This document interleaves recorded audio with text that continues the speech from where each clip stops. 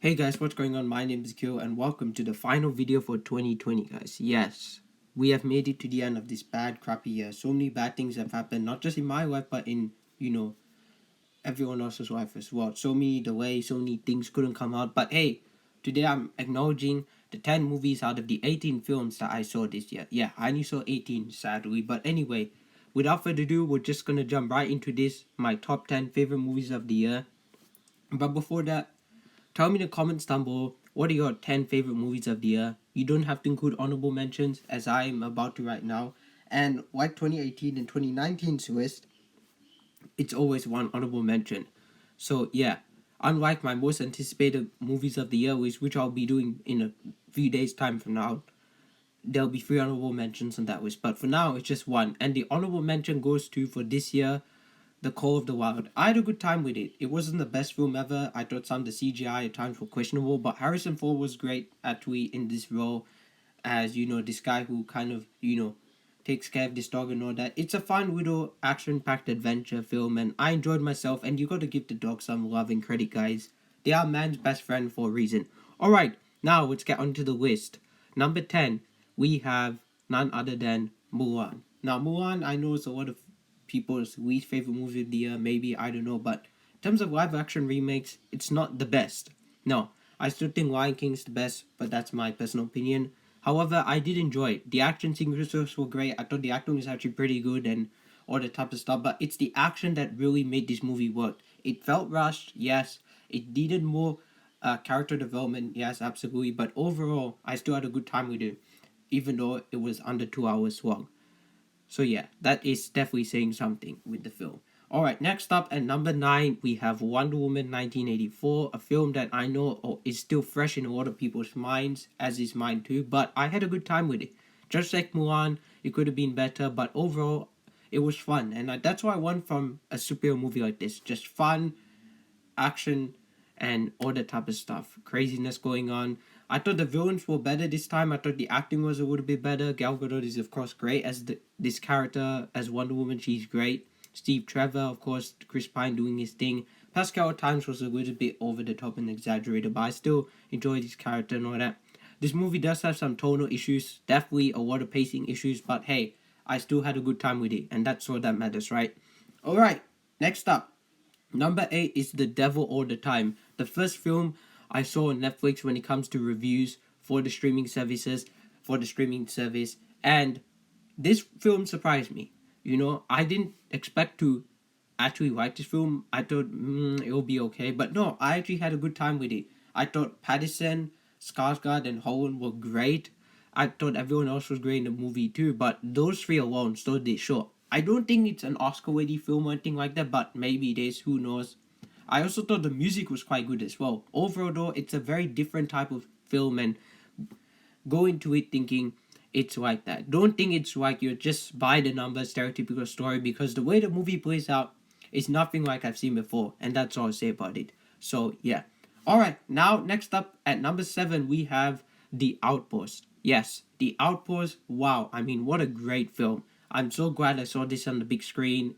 Orlando Bloom, Cale Andre Jones, Michael Gibson, Scott Eastwood, such a great group cast of people that actually delivered in this movie, especially Orlando Bloom and all that. Although some characters get more screen time than others, it's the intensity of being in a war that makes it feel all the more realistic, and that's what I loved about it. The intensity, the grit of it all. And yeah, the action was great, and yeah, it was a great film to experience on the big screen. I love seeing war movies on the big screen, guys. There's just something really special about them. So yeah. Alright. Next up at number 6, we have possibly one of the best performances I've seen all year, and that is The Way Back, starring Ben Affleck. I mean, this movie was just flat out fantastic. I mean, Ben Affleck really shined as, this basketball coach that is also an alcoholic as well, and the way he deals with it all is really good. The movie is under 2 hours, yes, but it still works really, really well, and I absolutely loved it. I thought it was a great film. I thought it was a great story, and I thought Gavin O'Connor, who directed Warrior and all that, did such a great job with this movie. So yeah, please go watch The Way Back, guys. It is a fantastic film, and yeah, it's better than Coach Carter. unpopular opinion, but I do think it is better than Coach Carter, even though I saw that movie this year as well. So yeah.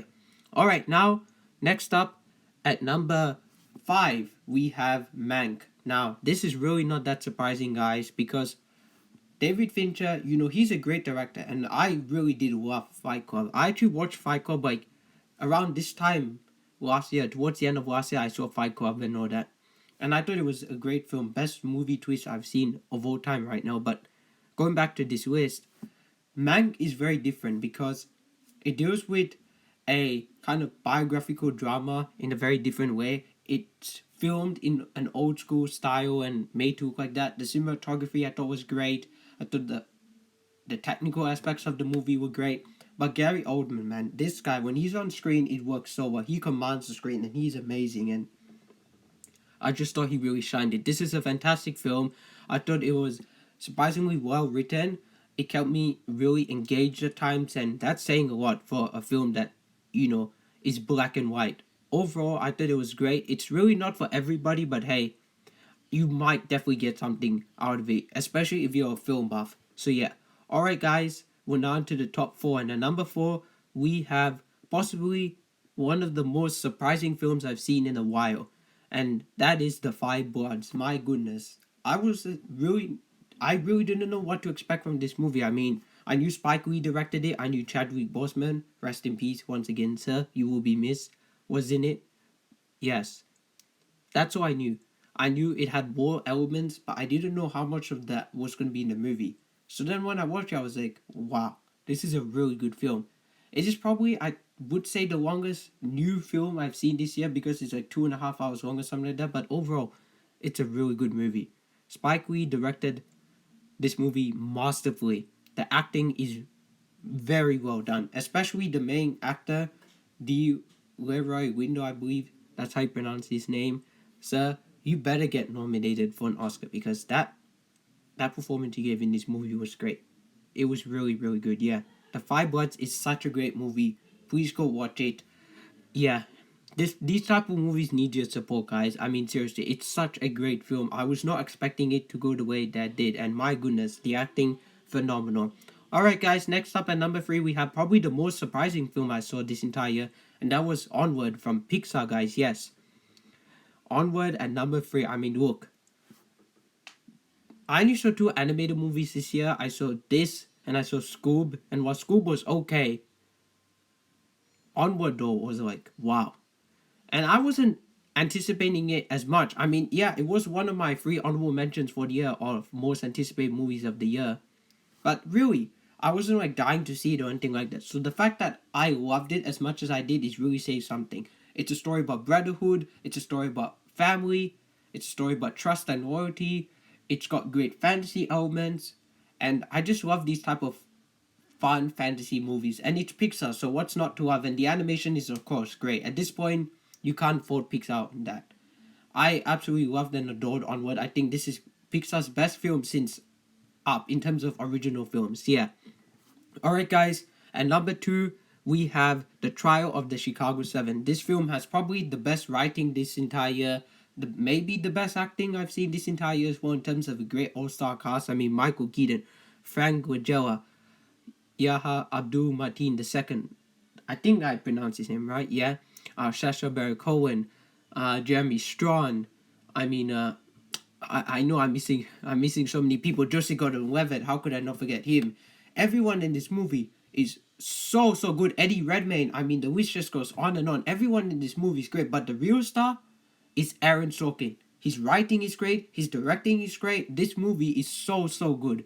It is hands down the best drama I saw this entire year. Of course, The Trial of Chicago 7 has to make it onto the list. But out of the 18 movies I saw this year, the one movie that still stuck with me, still to this very day, is of course Christopher Nolan's Tenant. My goodness, this was not a movie, this was a ride, this was an experience, guys. Tenant was unlike anything I have seen in a while. It was trippy at times, it was confusing at times, but overall, it was such a great film to watch on the big screen, and that's all I can really say about it. So of course, Tenant had to make it on the top spot of the list because it was very unique. Is it better than Inception? No, absolutely not. I think Inception's a better film, but Tenant in my personal opinion, was amazing. It was so good. I can understand the complaints people have about the movie, yes, but still for me, I loved it, and I would recommend seeing it on the big screen if it gets replayed again. So yeah, alright guys, there you have it. That's the list. My 10 favorite movies of the year. I just really want to quickly mention, as always, like I've done the previous 2 years, my least favorite movie of the year, and that obviously goes to Tesla, starring Ethan Hawke. Such a waste of a story and such a waste of a great, iconic, you know, figure of history, and the fact that they just ruined it was so annoying. And I get it, that people actually surprisingly did like the movie, but still, for me, I just didn't like it. I'm sorry, they just ruined that story completely. But I'm very excited for 2021. So many exciting things coming out, not just for movies but TV shows. For you video game fans, theme park stuff is coming back and all that. It's exciting. Hopefully people can go back to traveling around the world. Pray for a better year, guys. But seriously, thank you guys so much for watching all my reviews, my Harry Potter in-depth reviews, my Scream reviews, franchise review, for watching my comic and 4K DVD Blu-ray videos as well, and my TV show ranking video, my top tens, everything in between. Thank you guys so much for watching all my videos this year. Seriously, it's been a great but really bad, crappy, crazy year. And as always, guys, my name's Akil, otherwise known as the comic director, and I'm signing out.